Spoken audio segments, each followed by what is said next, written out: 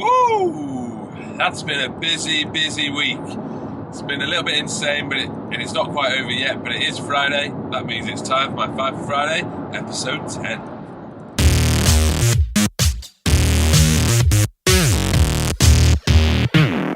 So with it being episode 10, I do kind of feel like I should be doing something a little bit more special, a little bit more different, but I've just got the ordinary plan, just me rambling away, giving you a little bit of an update on what's happened over the last week. So maybe we'll do something big for one of my other milestone videos. I do think though that I will invest in a microphone just to try and improve the audio and to reduce the background noise. That's that a little bit further. I think it'll help videos progress. I do need to apologise that this is the only video this week. I didn't get a video out on Wednesday.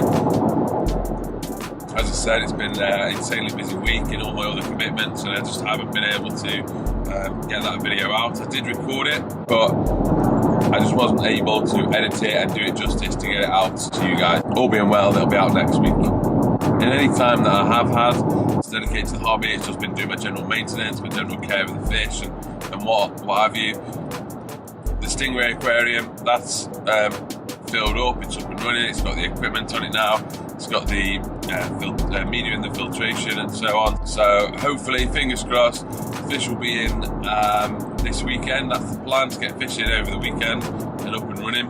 It's quite funny actually, my baby daughter, who's nearly 6 months old, she was interacting with the giant gourami the other day. I think the gourami was trying to eat her probably, but yeah, he was really interested in her being up at the glass looking at them and what have you. She does show an interest in them. She enjoys watching them, she enjoys looking at them.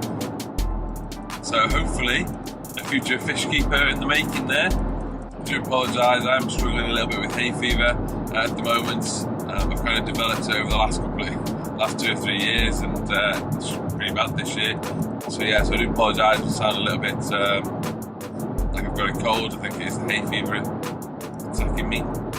During the maintenance of my main aquarium, I did come across this stingray barb. Just have a look at it. I was really fascinated with it. You can just see how it's got this serrated edge. It's quite pointy. It's definitely a deadly weapon, and a weapon only generally used when under attack. So they're not as such an attacking predator. They won't lash out. They'll only really use this in defence. But you do have to be really careful handling these at first. They have got the black coating on them. So what I did with this is I retrieved it from the tank using a net, and I boiled it. I put it in some boiling water and left it just to kind of sterilise and make sure there was no toxins on there or anything that could damage me. I do know someone who has been stung in the hand by one of these. It's really nasty, and 3 years on, still scar there. I think it's probably going to be a scar there forever now. So you have to be really careful around the stingrays barbs and the stingrays themselves in that respect. But yeah, I'm fascinated. I'm absolutely fascinated with this barb. I have kept it, but I wanted to show you guys, what it looked like up close and give you a little bit of information on them really. And weeks ago now, when I first got the stingray aquarium, I had my friend over, Matt, who was there to give me a hand with the stingray aquarium in terms of the setup and what have you. We found out that it wasn't going to be delivered till the afternoon, so we thought, what we're going to do in the morning? You know what? We're going to go to one of our favourite stores, Wolf Aquatics.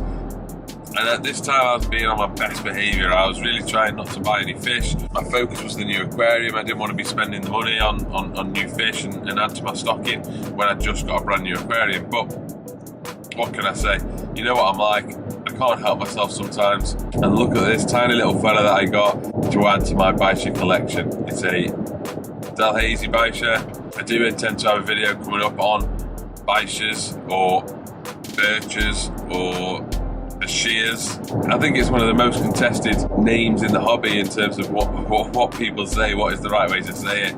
I used to say Birchers, then I realised there's only one R in it, it's right at the end, so you have to move away from that birch. So I went with Bichirs. I do actually feel that potentially the right way of saying it is Bichir, but I'm going to stick with Bichirs for now.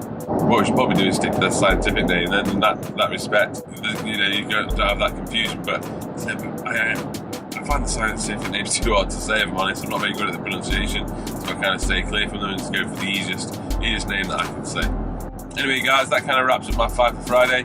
Thank you for watching again. Hope you've enjoyed this video.